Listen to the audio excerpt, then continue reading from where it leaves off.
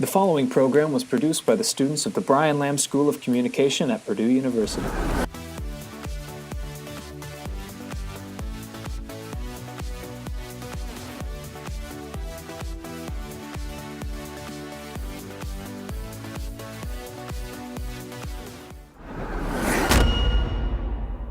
Welcome to another episode of Fast Track Magazine. I'm Carly Miller. And I'm Sydney Scott. Thanks for joining us. Today, we'll take a look at a local shelter that's fighting to save as many four-legged friends as possible. At the end of the day, we're just another species on the planet, and we need to be conscious of what we're doing and how we're affecting all these other animals, because no other species is destroying the planet like we are.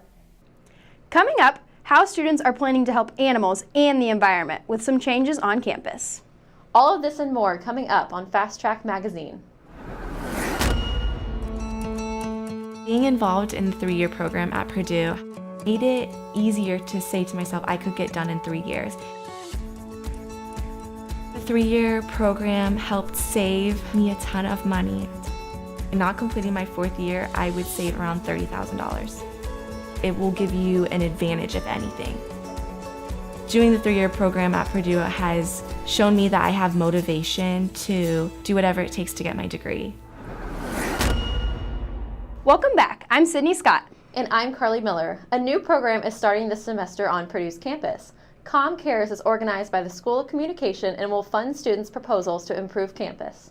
This spring, Com Cares will focus their efforts on the winning project of the Fraser Speaking Competition. Reporter Macy Tetrick met with the winner of the group. Here are the plans for the future. Macy? Thanks, Sydney. It's estimated that on Purdue's campus, over 60,000 straws are used each day. I decided to look into this statistic a little more and found a group of students who's looking to get rid of some of those plastic straws here on campus. Take a look.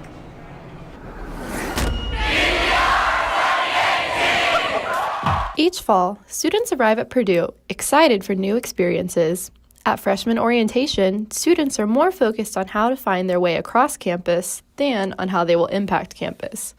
When freshman Claire Rightly signed up for COM 114, Purdue's required speech class, she never knew she was about to make her impact. I was a little nervous because I'm really a STEM-oriented person, and so I wasn't thrilled to be taking COM 114. That opinion changed when she heard about the Fraser Speaking Competition. Dr. Jen Hall is the director of COM 114. In fall 2018, her team challenged students in the course to think about how they could impact campus and the community. This led to the competition, a place where students could practice public speaking while advocating for their passions. Students were really excited about the possibilities. Students saw that the work they would be doing in class could have concrete benefits. Claire and her teammates didn't have to look deep into campus to spot a problem. We were actually sitting in the union brainstorming. And this is what they saw. I always hear a lot of people saying, oh, well, if I just use one straw, it's no big deal. Me not using a straw isn't going to make an impact. Claire and her team argue, however, that single-use plastic straws do lead to an impact, a negative one. Pictures like this sea turtle injured by ingesting plastic are becoming more common as more plastic enters the sea. Although Indiana is landlocked, waste entering our rivers travels all the way to the fish, turtles, and seabirds of the oceans. The team's idea to replace plastic straws with reusable ones will help the voiceless, these animals. Every other animal on the planet deserves to live just as much as we do. And I think that's something that a lot of people need to wrap their heads around when thinking about the environment. This fall, each freshman at BGR will get a reusable straw, giving each student the power to reduce plastic usage. The program will also work with campus dining to reduce single-use straw availability. While many students are excited for these changes, others feel the plastic versus reusable straw problem is not big enough to impact our environment. In 2018, world carbon emissions were at an all-time high. Nations have not agreed on how to stop these harmful emissions. Notably, the United States left the Paris Agreement on climate change in 2017. While the world cannot agree how to help the environment, will something as tiny as reusable straws make an impact? Yeah, it's, a step in the right direction. This step in the right direction was enough to win the competition and put their plan into action. If you're interested in purchasing reusable straws of your own, you can find them here on campus at the University Bookstore or online with retailers such as Amazon. Back to you, Sydney and Carly. Thanks, Macy. After the break, we'll take a look at one local shelter that's working hard to save as many lives as they can, ways you can help them out. And later, a deeper look at how the government shutdown may continue to affect locals. We're talking to the CEO, who says, your family may need to change your grocery list. Stay with us, you're watching Fast Track Magazine.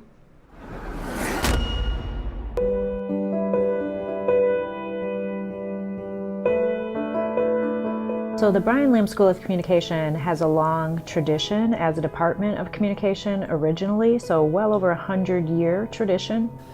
There has been communication here in the teaching of speech and organizational communication and other things for decades. We have a very vibrant, I think, curriculum for our students in 5 different areas of communication. It's everything from human relations and communication about relationships to public relations to communication within organizations to video production. I think we attract really a variety of students who are interested in learning about communication skills, but then also being able to use those skills in a variety of settings. Students have a lot of chances to get real, practical, applied experience, hands-on learning. The classes that I've taken have definitely helped me grow in the career that I want, and I could not imagine taking any of these classes anywhere else. I think a great part of our curriculum is when we have alumni who come back to classes and talk to students. The networking is incredible through this program. We're all over the nation and even all over the world. I've actually had an internship where a Purdue grad was working there full time, and it was at Warner Brothers Studios. I think when people hear about Purdue University, their first thoughts are probably engineering and astronauts. I'd like for students who aren't necessarily interested in being astronauts or engineers to also think about Purdue, but in terms of the Brian Lamb School of Communication. Also very excited to see what my future holds because of Purdue, and I know I'm fully prepared because of the Brian Lamb School.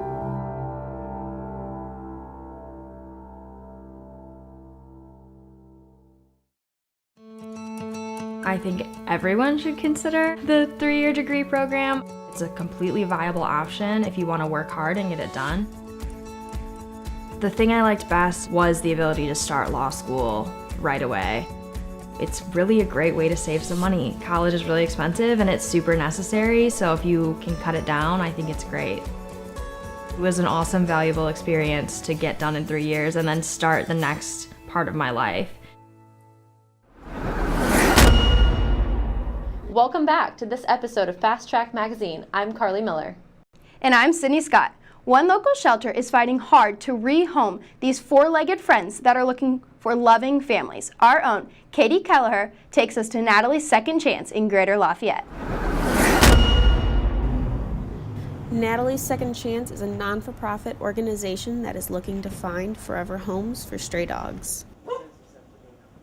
Last year, Natalie's Second Chance was able to find homes for 308 dogs and are hoping to find even more for this year. The shelter is a non-for-profit and relies on donations from the community. That's how we survive. They need towels, dog food, and any money that can be spared. Whatever is able to be given, we'll gladly accept it. The shelter rescues dogs from all over Indiana and gives them the medical attention that they need.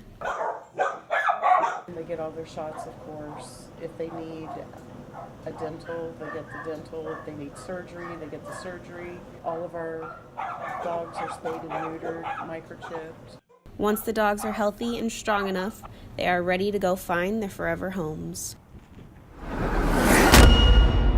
Thanks, Katie. More information about volunteering at Natalie's Second Chance can be found at nataliesecondchance.org. After the break, how some families may need to start changing what they buy at the grocery store. We will tell you how the government shutdown is causing this change. We'll be right back. If you're a student who would like to save thousands of dollars and also show the world that you're a real go-getter, here's a way to do it. I hope every graduate of our College of Liberal Arts shares my intense pride in the college for its new innovation, the Degree in 3 program.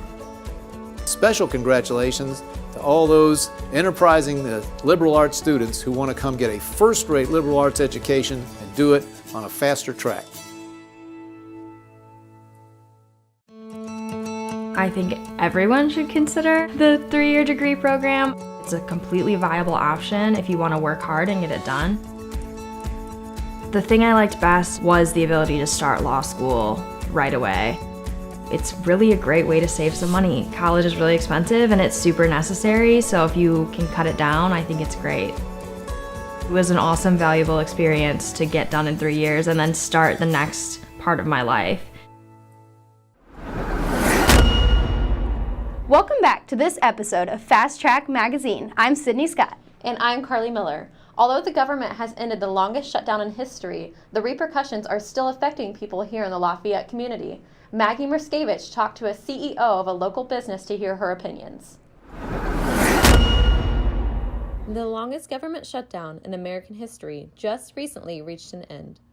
But if a decision cannot be made over the next couple of weeks, the government may enter a second shutdown, and organizations like Food Finders in Lafayette may face serious issues.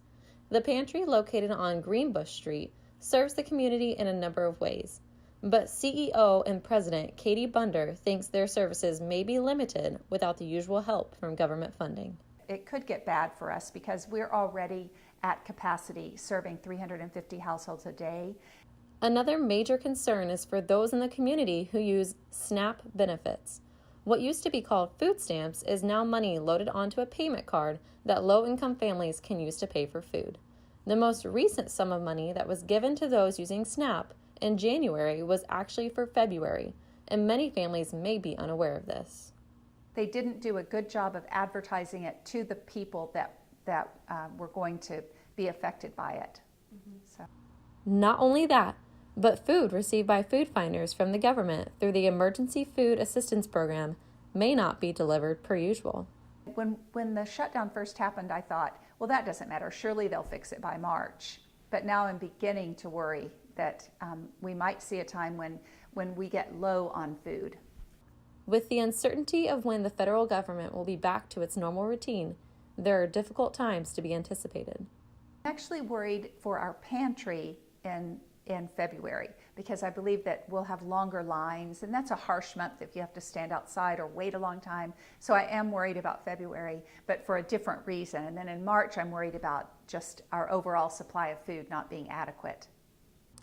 Bunder says that in order to help, the community can donate money, food, or their time. So we will need all hands on deck to help us just keep as much food available for the clients that come to the pantry as we can. Thanks, Maggie. When we come back, a group of students that are hoping to change the way students sleep here on campus. We'll tell you how you can get a nap happily in public places without worrying about someone seeing you when we return. Stay with us. You're watching Fast Track Magazine. One of the things that I really enjoy about being a professor at Purdue and being able to interact with students is that oftentimes I get emails from students several years on after they've graduated saying like, your course changed the way that I look at sport. Your course changed the way that I think about our society. My research focuses on the amount of coverage and the type of coverage of men's and women's sports on televised news and sports highlight shows.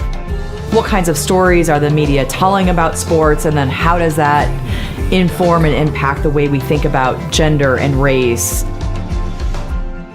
My freshman year, everything was about boys football and boys basketball. We didn't have the language or the ability to articulate or to know better that if we were supporting the boys team, we should have been supporting the girls team as well. So I was really interested in kind of learning more about the cultural aspects of why some of those gender differences might exist.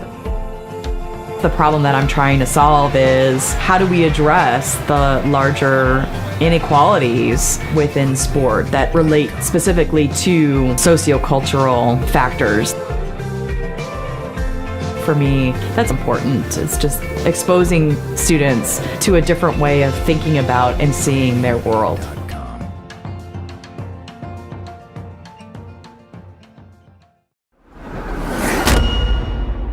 We're back with more Fast Track. I'm Carly Miller. And I'm Sydney Scott. Thanks for joining us. A group of students at Purdue are trying to change the way you nap on campus. Reporter Nick Wong went to investigate why these students are trying to rid students of sleep deprivation, one pod at a time. What's one of the most common problems for students at Purdue University? I am more sleep deprived in college. Find yourself sleep deprived a little bit more? Yes. You're definitely yeah. From 90 Purdue students, 72% of the students sleep less than 7 hours.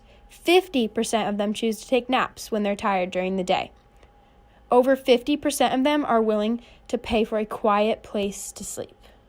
Imagine taking a quick, cozy nap between classes without being seen. A group of Purdue students like Anu have a solution, a much better one. We have been working on the idea of having sleeping pods on campus.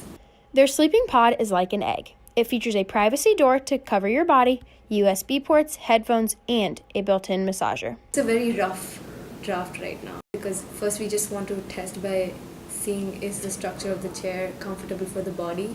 The main feature is always comfort because they aim to solve sleep deprivation at Purdue. These pods will be located in private rooms in Walk or libraries to maximize privacy and peace of mind. I see my friends just going home between their classes because they have nowhere to sleep or nowhere to relax. With the help from students like Anu, the problem of sleep deprivation here at Purdue will be solved. I mean, that could be something cool for people who don't want to go all the way back to their house or go to the dorms. But yeah, I'd be interested.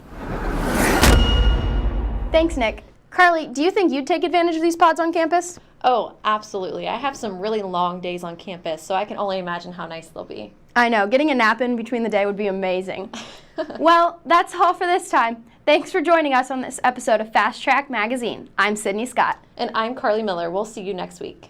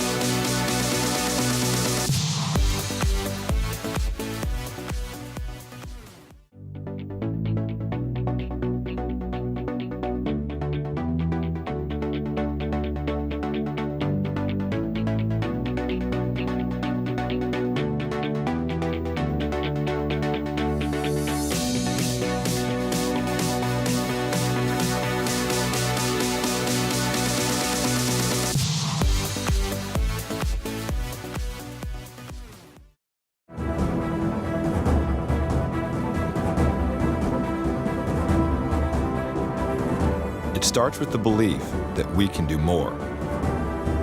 Go beyond our borders, the world, and reach even the moon. We believe that delivering a world-class education and delivering value mean the exact same thing. It's pure gold. After all, where'd you think our colors came from? The liberal arts encourages new ways of looking at the world and encourages new ways of thinking. It very much is about preparing citizens to participate not only in the political process but civic life as well. I am a professor of political communication. What that means is I study things at the intersection of political science, government, and communication. We encounter politics every day. My job is to make it apparent that we are doing it and to make students appreciate it in some type of way.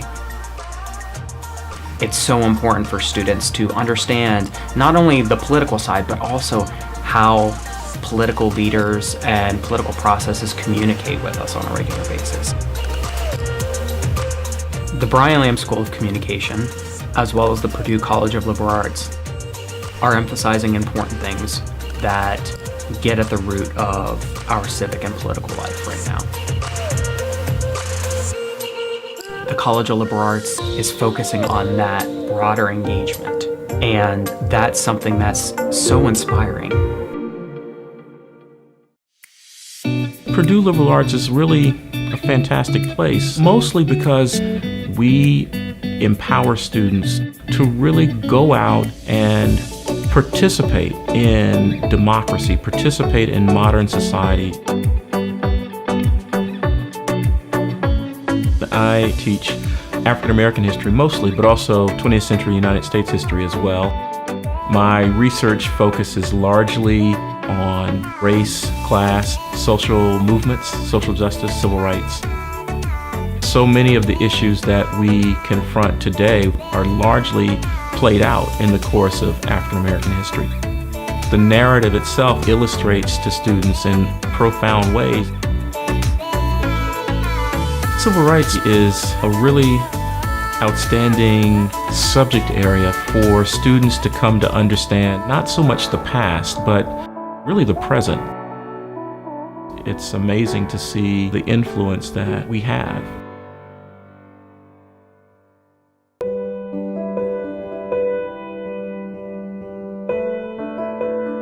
So the Brian Lamb School of Communication has a long tradition as a department of communication originally, so well over 100-year tradition.